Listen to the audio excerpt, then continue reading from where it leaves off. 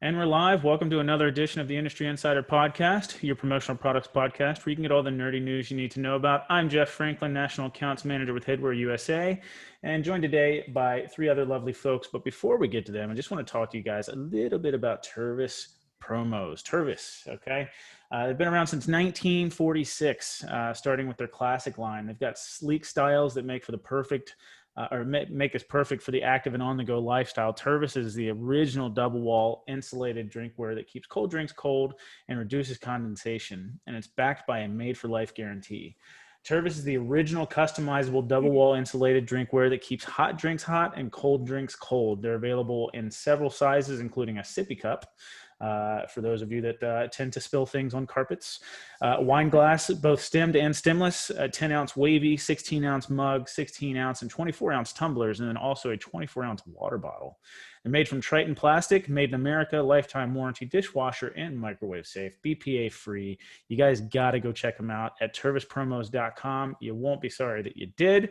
So like I said, joined today by three other lovely folks. Why don't we say hi to, let's see. Let's start with Stephen McFadden first. Hey. Stephen McFadden with Perfect Promotions and More. How you doing, sir? I am doing well. I think we've entered into pants weather. Not that I wasn't wearing pants, but like long pants weather. Don't lie. Look, we can only see you from the waist up. Well, really from mid-chest up. So I'm just Who knows? The fact that you probably have been pantsless this entire time. Until now. So while we're there, why don't we say hello to Meg Erber with SNS Activewear, our favorite Meg Erber, Big Meg in the house. Big Meg. Hey. Excited today. It's like, feels like it's finally fall, but then I wore, short sleeve shirt, got to rep the Eagles. Not that they're doing well, but, got to rep them. You know what, Meg? I'm excited today too. We moved this week. I'm in a new house. Maybe I'll get rid of the virtual background at some point and, let you guys in a little bit. But right now there's nothing but trash and boxes behind me. So you really don't want to see that anyways. But, and as far as the Eagles go, get out of here. We're also joined today. What was that? I missed it. I won this week. What? And fantasy football. Oh, so you're what, 1-1? Yeah. Is that what I hear? Yeah. Somebody else that I know is 2-0, but yeah, I think we play soon, so we'll see about that. Yeah, we'll have to see.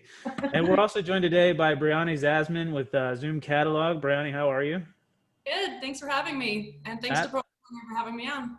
Absolutely. It's a pleasure to have you. I think there's a lot to discuss, especially this time of year. We're getting into catalog season, as you can imagine. So, really interested just to talk with you about a couple of different things today. Ultimately, sort of because we're entering catalog season, like what are you seeing as far as the trends going? We've talked sort of or hinted on in the past, print versus digital and what trends we're seeing there. But we've also would love to talk about, COVID-19 and how that sort of affected the software platform and what you're seeing in regards to maybe searches or different types of catalogs being posted. But ultimately, before we get into that, Brian, I would love to just absolutely give you a platform, 3 to 4 minutes to sort of, introduce yourself to anybody that doesn't know you and, just talk about how you entered the industry and just tell us who you are. Yeah, sure. So I'm Brianni, Bri for short. I've been in the industry for a really long time. So my mom was actually a promotional product distributor. I grew up filing her print catalogs. Hi, Nolene. Yeah, Meg is good friends with my mom. That was kind of how I got into it. I really was familiar with the industry at a really young age. I would get all of the catalogs from the suppliers and perfectly organize them into filing cabinets. And that's how we were, my mom was finding products at the time. In about 2008, she looked at this problem and decided we needed to solve it. So clearly for suppliers, it was super inefficient, hard to track, sending out all of these print catalogs every year. And on the distributor side, filing print catalogs, finding product and getting those products to customers was also inefficient. So identifying that pain point, we decided we should digitize this platform. We should take all the supplier catalogs, make them fully searchable and put them all online. So that was really the start to it all. I don't think we really understood the scope of what we were getting ourselves into. We just really wanted to solve this problem and we knew we had a really cool idea. Since then, we've obviously evolved. So we do have a great website that the industry can use to find digital marketing materials. But we've built other tools as we've gone on. So we've built really strong relationships with different suppliers and distributors in the industry. And we're more of a software company now, but we do continue to focus on our specialty. So digital catalogs and marketing materials are, what we're all about. Sure. So let me ask you, I mean, I know I mentioned, print versus digital and sort of trends. Meg, I think you mentioned before the show that you guys aren't even doing like an actual large scale print catalog this year with SNS. I know Headwear has scaled back dramatically on the amount of print catalogs that we actually do. I think we used to do somewhere in the neighborhood of 40 or 50,000 printed catalogs each year, and some, and we've scaled that back to maybe 5,000 catalogs. And really, the only reason we do that is because I know there's still, there's still a lot of folks that still prefer to flip through a catalog. I mean, me myself, I actually prefer, I think, to flip through a physical catalog. So I think it's a lot quicker than, clicking the button to go to the next page.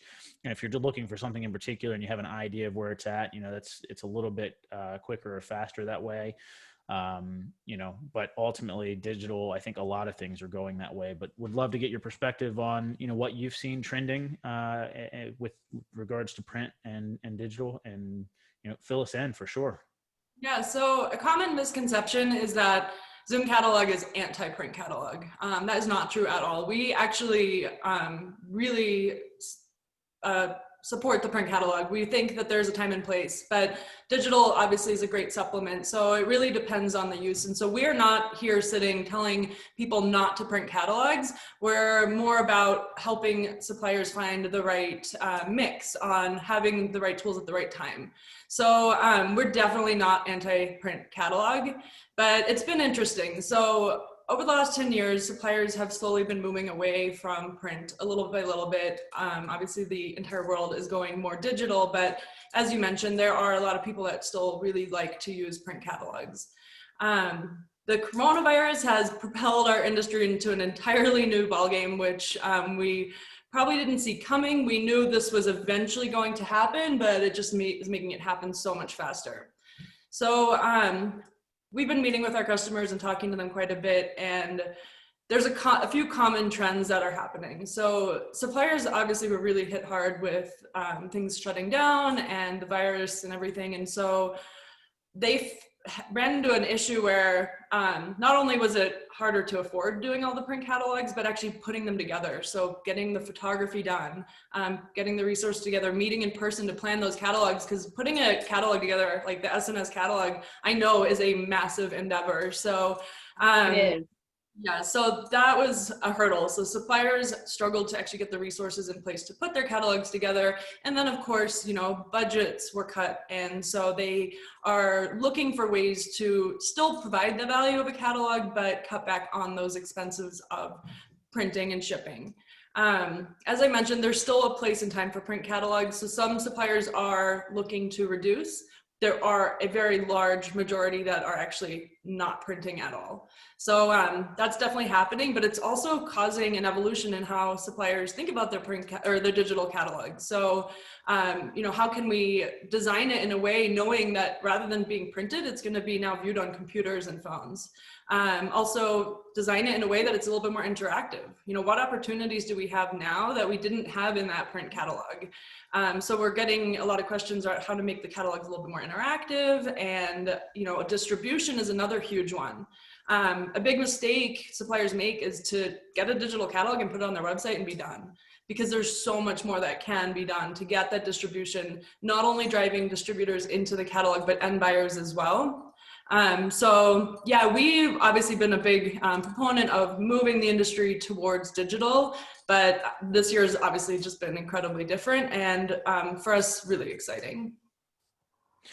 So a couple things that you mentioned there. One of the things I for sure love about a digital catalog is the distribution. There's so many different ways that you can use a digital catalog. It's instantaneous. Like the problem is if you go to, the Vegas show or Expo, or you go to one of the ASI shows, and you're scanning people to send them a catalog, you know, it's 2 weeks probably before they actually see a physical catalog from you. Whereas if you're doing digitals, you can literally send an email right there from the show floor and put the digital catalog in their hands like 2 minutes after they've left your booth. It's kind of awesome. You know, not to mention maybe we'll get rid of those rolling carts one of these days on the trade show floor. Fingers crossed, guys, fingers crossed. I don't think we'll ever solve that problem, but listen, one step at a time, right? No, it's going to go to the quick flip bag. Everyone's going to be carrying one of those quick flip bags and just put all their symbols in their book bag. There you go. One of the catalysts for starting Zoom Catalog is my mom would go to the ASI shows, and after the shows, the suppliers would dump piles of print catalogs, just leave them there because it was more expensive to ship them back and take them home. And the waste was immense, like huge dumpsters filled with print catalogs. Oh man.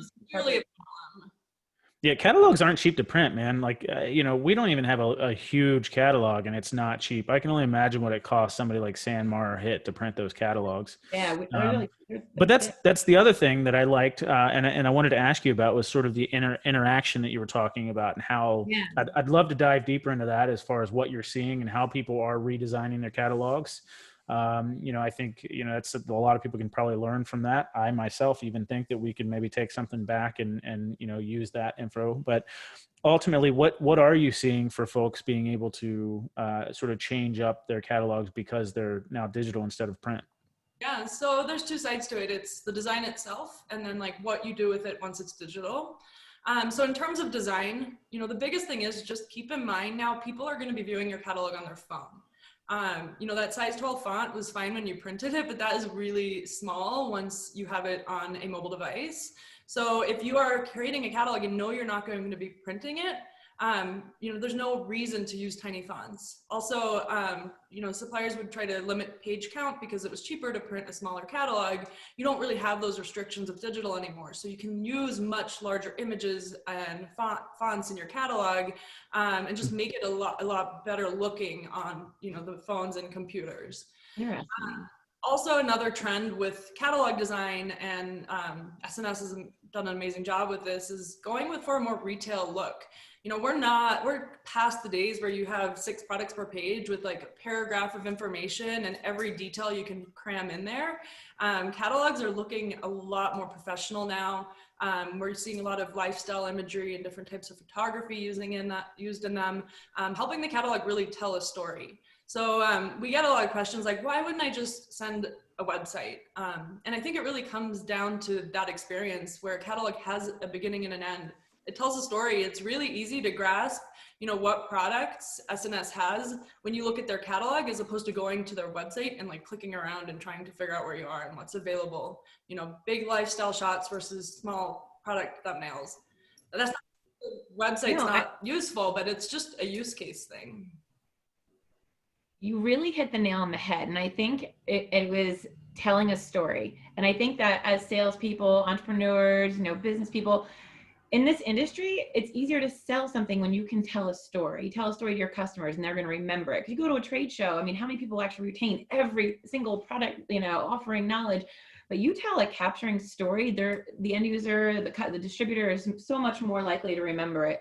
And that's really now that I'm picturing like telling a story through the Zoom catalog versus just a website, 100%. And I think that's why people try to overload their homepage with all these banners or sales or pop-ups because they want to capture people. But you can do that by a very well planned out catalog, virtual catalog.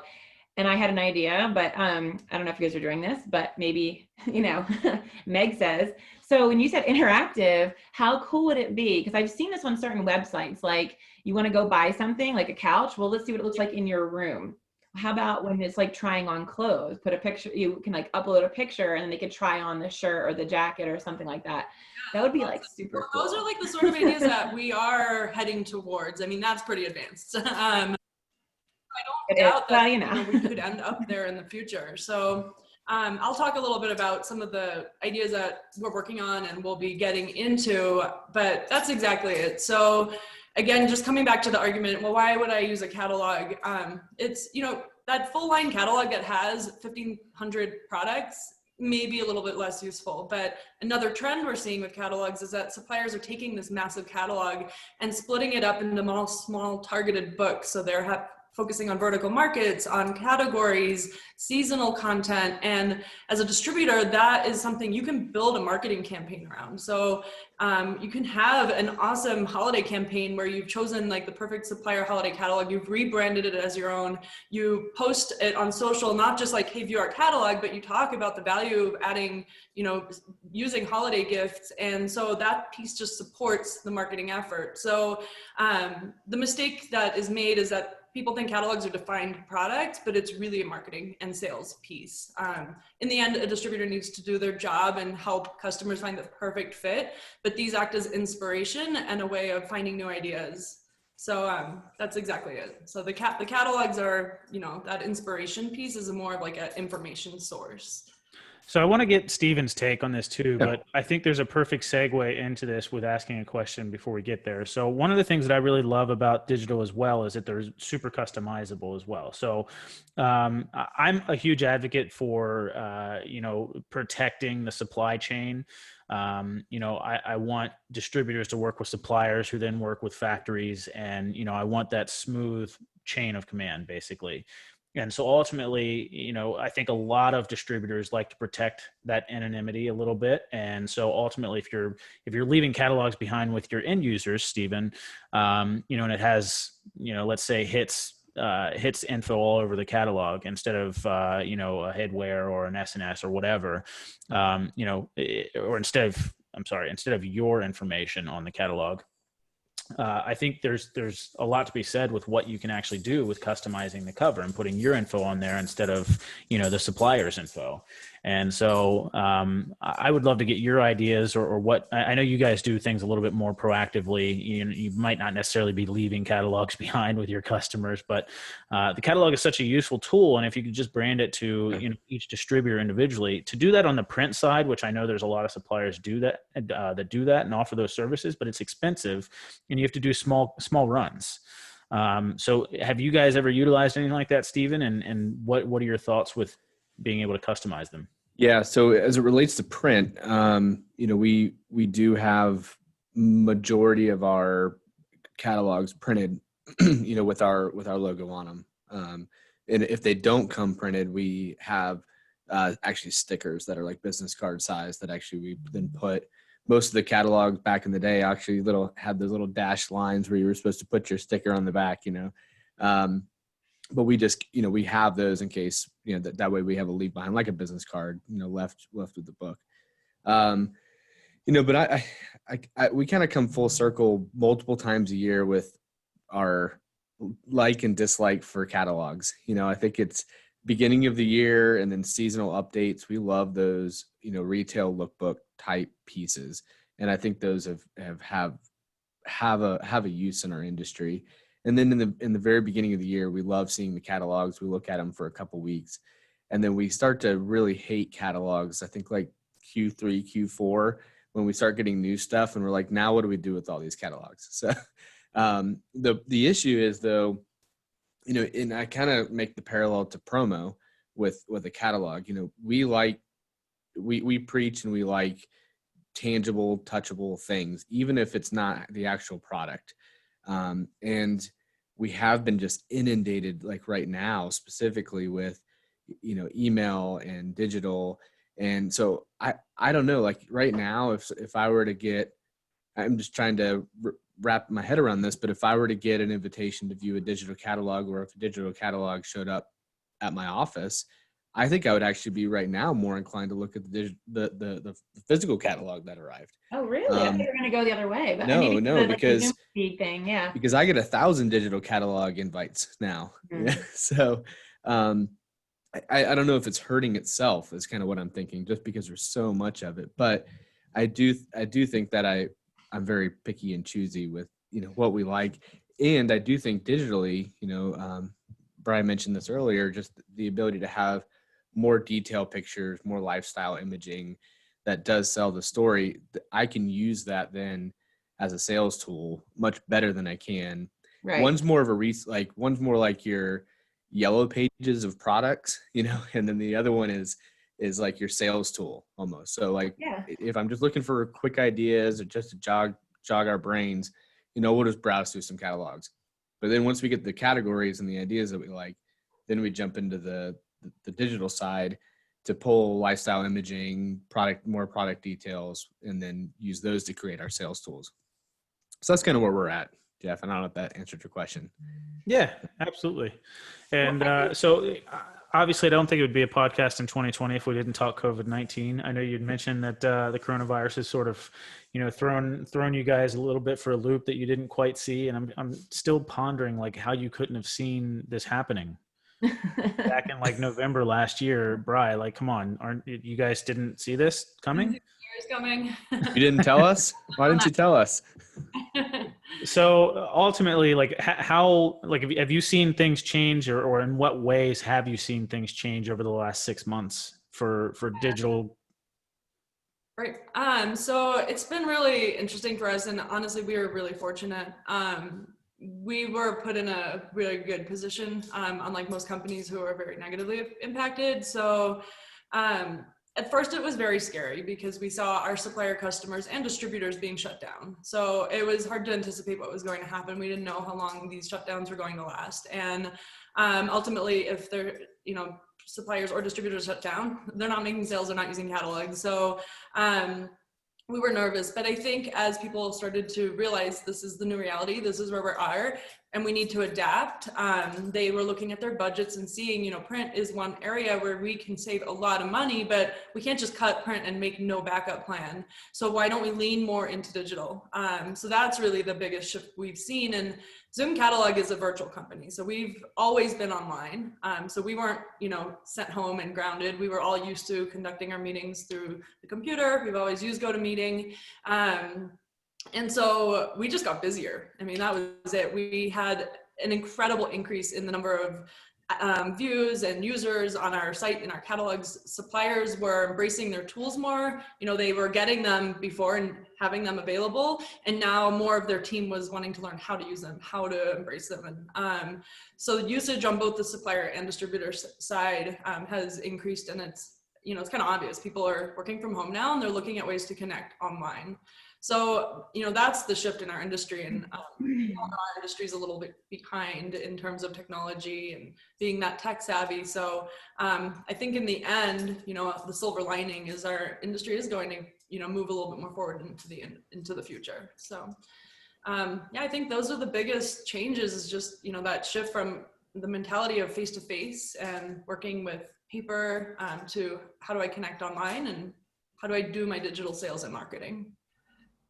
I know. And before the show, we were talking about, the current status of trade shows. And that's where most of these big book catalogs or even catalogs are given out. And we were talking, hey, maybe this will reduce the use for those carts. But we would like this to be instantaneous. Like this generation, the time is now where things are instantaneous. We want things right away. And if we're not sending a catalog out right after a show and it's not going to get there for a week or two, where we can just upload a catalog within 2 minutes, and then the sustainability factor, I mean, it's just really, I think, I know, Stephen, you said that sometimes you'd rather have that paper catalog, and you too, Jeff, and I totally see the value in that 100%.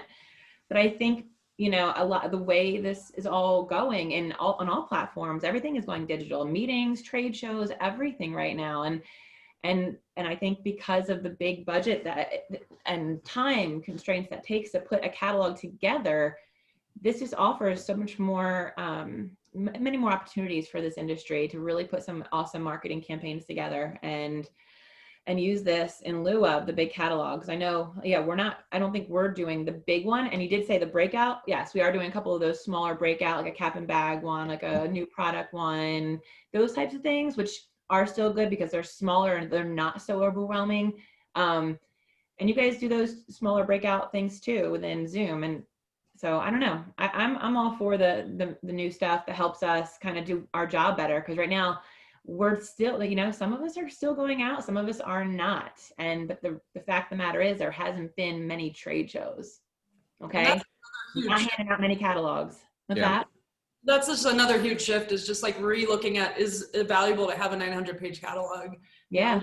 So we're seeing suppliers taking that big catalog and building out more targeted books. Like you said, you're doing cap and bag and stuff. And Yeah. as a distributor, you're likely not selling an entire line of apparel. You're looking for a specific category. So Perfect. Yeah. Exactly. and it's more useful and it's less overwhelming, like you said. Right.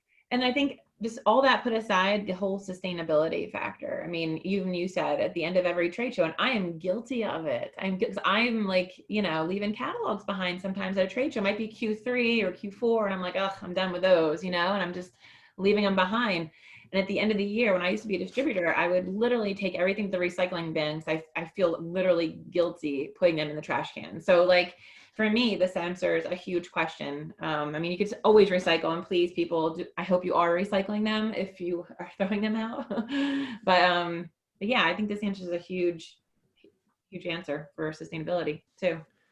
So It's interesting you mentioned that because I feel like it's gonna what I'm about to describe is actually email, but but I was thinking there needs to be like this tangible way of interacting digitally. But what I mean is like you almost have to bridge the gap between physical and digital. We talk about this with direct mail, right? How successful direct mail is, and it gets opened and it's on the top, and then and you have that effect with the catalog, but the catalog may not be the right tool, right? So maybe it is a self promo that directs you to, hey, by the way, check your email I sent you on Friday at 3:30 or something like that. I mean, so I'm just thinking about something, or check out our digital catalog here, something a little less direct like that. But just there needs to be that link between the two. And I've also seen some creative ways people are like sending the trade show to people. So we've even considered doing this and have done something similar where we're actually sending a box of the samples we were going to show them. We get it all together first, and then we send it to them, and then we set up a Zoom, and then we're like, all right, now open up all the stuff we sent you. And then we like talk it through, because if you just talk about the stuff on a 2D level, Right. it kind of loses its, you can't do it with apparel, and you can't do that with certain pieces of drinkware, looking at one picture, even in a catalog or online. Right. So, yeah, so there's gotta be that. It's like almost like they got to work hand in hand. So you mentioned sustainability, right? With digital versus a print catalog. It's really interesting that you say that, because Tervis takes sustainability pretty seriously as well. Did you guys know that? I didn't. Tell me about it. Yeah. Hashtag take your Tervis, all right, is another way that they like to use social media to promote sustainability. They've got a 4Ocean partnership. Tervis partnered with 4Oceans for a beach cleanup on Siesta Key. And according to 4Ocean, which does cleanups year round and across the world, this was their largest turnout with 1,343 registered participants. They were able to collect and count, get this, 144 straws on the beach, 5,877 cigarettes, 463 plastic bottles, 187 plastic cutlery, 355 plastic bags, 234 plastic or foam cups, 1,346 bottle caps. Unbelievable. Listen, Tervis is passionate about their oceans and the care about the creatures who call it their home. Ultimately, they're committed to making it a much better place, and have been for 72 years, not because it's trendy or helps sell tumblers, but it's because it's the right thing to do. So did you guys happen to know that Americans dispose of about 50 billion single-use plastic water bottles each year, and only 23% of those are recycled? An annual U.S. recycling rate for plastic is only 23%, leaving 38 billion single-use plastic bottles to enter their landfills. Wow. Crazy statistic. That is crazy. So about 500 billion disposable cups are thrown away in the U.S. each year. Just imagine. I mean, I know we talk about brand fill all the time. This is legit going into the landfill, guys. Yeah. It's crazy. So definitely check out what Tervis is doing over at tervispromos.com. You won't be sorry that you did. And ultimately, just want to kick it back to you guys to ask any final questions that you've got for Bri, and just see if we can wrap this one up. Steven, you want to go first? I can. I was just expecting anybody but me. It happens. So I guess the only question I was thinking about is, what's the future, right? And not that I'm asking you to actually do that, but what do you think that the future of digital is? Do you think this is a roller coaster or more of an escalator? Like, are we going to eventually have it come back down a little bit and then Good go up, question. or what do you think? Definitely an escalator. There's no coming back to this. I mean, there are some companies that have gone back to printing, and again, there's always going to be print, but it's actually super exciting. We touched on the interactivity of catalogs, and there's just so much more we can do to create that experience and make it be more interactive. So, we're looking at live product data, different ways to connect with the person that's sending you the catalog. There's just so much more to come. So I think this is just the tip of the iceberg. So very exciting. All right, Meg, time to throw you under the bus. I know, Brian. I just am so excited to see you. I think I was like an original beta on the original Zoom catalog back in like 2008, 2009, whenever it was. We had lunch in Chicago. Stars and young. Yeah, I know. There's those parties come up from Stack, like from 20 years ago, I feel like. But no, just tell your mom I said hi, and your sister and everybody and that little baby. They're watching, so. Oh, hi everybody. But it's just good to see you. And again, like when we don't have the trade shows, it's like this is the way we have to do it. So I feel like you are right on the escalator. I'm up there with you. So it was nice seeing you again. Tell everybody I said hi. Inviting me again. Thank you to Promo Corner. It was a lot of fun. So Absolutely. Brownie, any questions for us? Gosh, not off the top of my head. I guess like what I've said, does it resonate with you guys? Like, do you feel as excited as I do around what is going on with going digital, or is this more daunting? What do you guys think? I'll go first on that. I like digital a lot, but I like, we're humans, you know what I mean? Like I think everybody craves human interaction. So there's only so much digital that you can take without a little bit of human interaction. So I am excited for the future and being able to use some of the technology that, this industry, I think has lacked a little bit of, but ultimately I'm more excited about getting back to sort of a little bit of human interaction. That's my take. Makes sense. I think part of what Stephen had said earlier, like some things need to go hand in hand. And I think, we've had Zoom. What got me really excited is when you said the word interactive and it tells a story. So when you can resonate those two things and sell that to me and sell that to anybody else, I think those are the things that we need to be excited about. It's right now, everyone is like kind of just plateaued in this, not plateaued in sales, but in their feelings of just life. You know what I mean? Like I get excited about digital catalogs. Oh. So, but that it is. With that? I said, welcome to my life. I know, right? So I think hearing those, yeah, exactly. So hearing those key words, I think are exciting, and it gets me excited for what's coming next. So.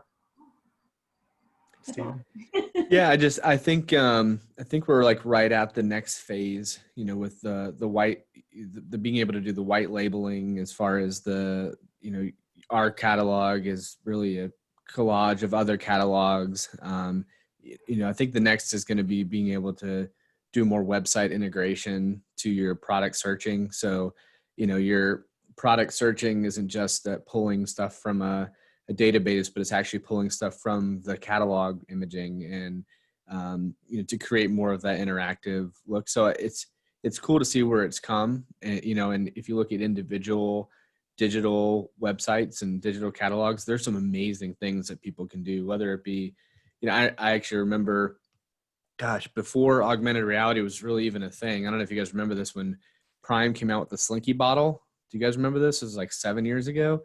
And they had augmented reality before everyone even knew like what AR was. And they had one page in their catalog where you could actually download an app, hover it over the Slinky bottle, and it just did like a little dance, and then it collapsed and went away. This is before like you could actually interact with AR or AG.